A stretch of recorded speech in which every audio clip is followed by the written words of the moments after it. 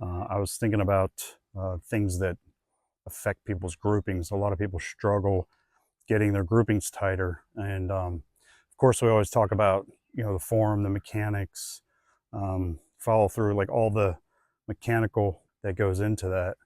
But some things that often get overlooked is your equipment as well. Obviously, making sure your bow is set up right and everything is good, but also your arrows are going to play a key factor in that as well. So a few things with your arrows that could be affecting your grouping, or lack of grouping, I should say, is your tips. So making sure that you're using the same weighted tips, same tips in all your arrows.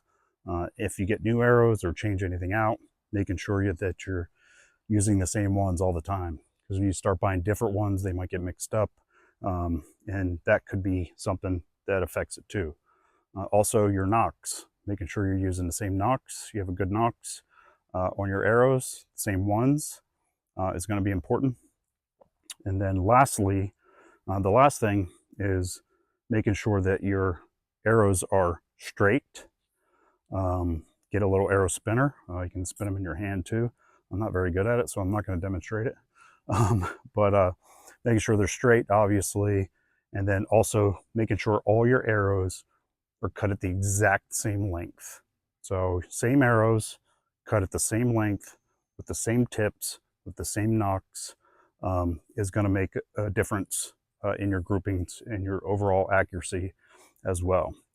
You got to remember that your bow is a machine, and it is highly sensitive to every component that's on it and every component of the arrow. It's highly sensitive to. So anything, any one of those things, in addition to your form and all that, could be affecting your grouping and your overall accuracy. So just something to think about. If you're struggling, you might want to make sure you check all that, and hopefully that helps. Take care. Thanks for checking out the video. Be sure to like it, subscribe, and share it with your friends. Leave a comment below if you got any other recommendations on grouping or any questions at all. Thanks for checking it out. Take care.